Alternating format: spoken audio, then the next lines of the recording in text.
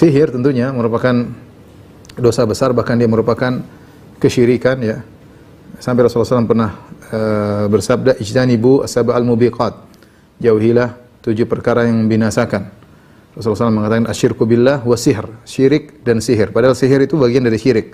Tapi Rasulullah SAW sebutkan secara spesifik karena dia adalah syirik yang berbahaya yang mengganggu ketentraman hidup masyarakat ya. Dengan sihir maka kita lihat banyak sekali permasalahan ya. Dengan berbagai macam model sihir yang ada orang disihir akhirnya ya menjadi gila. Sebagian orang disihir akhirnya gila. Sebagian orang disihir akhirnya tubuhnya bau yang tidak enak. Kemana-mana dia ketemu orang menimbulkan bau keringat yang tidak enak. Rupanya dia sedang disihir. Ada yang disihir akhirnya tidak suka dengan istrinya. Dia melihat istrinya seperti wajah yang buruk, bentuk yang buruk ya. Sebaliknya ada juga yang menyihir agar seorang bisa suka sama dia ya. Sebagian orang tersihir sehingga dia tidak bisa menggauli istrinya. Saya ada kawan yang mengalami seperti itu, subhanallah. Dia nikah, dia tidak bisa menggauli istrinya sampai akhirnya bertahan berbulan-bulan, mungkin setahun lebih, akhirnya diceraikan. Karena tidak bisa digauli istrinya istrinya tersihir ya. Kemudian ada juga sihir memisahkan antara suami dan istri ya. Berbagai macam bentuk sihir. Ada sihir dikasih sakit, perutnya dikasih besar sampai akhirnya sakit ya, sampai akhirnya meninggal dunia. Ya, kalau kita bicara tentang berbagai macam model sihir banyak sekali. Ada juga sihir akhirnya dia buka usaha ya, selalu ada aja yang ganggu ya. Nasinya tiba-tiba basi, makannya tiba-tiba busuk, tahu-tahu ada ulat di situ. Berbagai macam sihir ya. Ada juga orang yang usahanya disihir sehingga kalau orang lewat seakan-akan warungnya selalu tutup. Subhanallah. Ya. Sihir itu sangat berbahaya. Oleh karenanya Rasulullah SAW mengatakan laisa minna man sahara wa tusuhira lahu. Bukan dari golongan kami orang yang sihir dan orang yang minta disihirkan.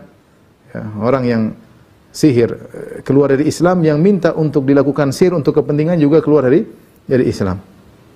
Dan banyak orang di mana-mana ya, ketika mereka menghadapi permasalahan jengkel atau dendam ya, atau ada cita-cita yang tidak bisa tercapai, mereka mengambil jalan pintas. Jalan pintasnya mana? Ke dukun minta sihir. Ke dukun minta sihir. Benci sama orang tidak bisa balas, dia pergi ke dukun untuk menyihir orang tersebut. Mencintai seorang, cintanya tidak diterima terus, akhirnya dia pergi ke dukun agar menyihir wanita tersebut, memelet wanita tersebut ya. Sihir ini adalah perbuatan yang sangat parah. Oleh karenanya datang dalam riwayat Rasulullah SAW berkata, haddus sahir darbatun bisayf, bahwasanya hukuman bagi orang yang penyihir adalah dipenggal ya. Seandainya hukuman ini dilaksanakan dalam Islam, di seluruh negara-negara, maka banyak orang yang akan bahagia ya. Karena siap ketahuan sihir dipenggal ya. Sebagaimana dipraktekkan misalnya di Arab Saudi, orang yang ketahuan penyihir dipenggal. Sampai ada puluhan penyihir dibunuh di sana ya. Saya bahkan pernah menghadiri pengadilan di kota Madinah, di kota suci Madinah. Saya hadiri 2 kali, 2 tukang sihir di sidang.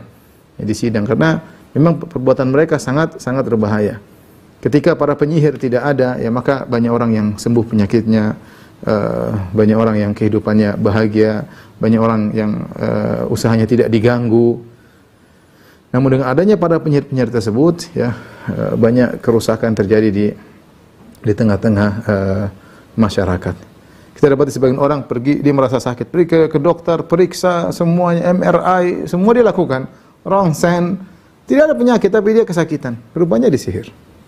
Rupanya disihir. Maka pantas penyihir itu hukumannya adalah dipenggal kepalanya.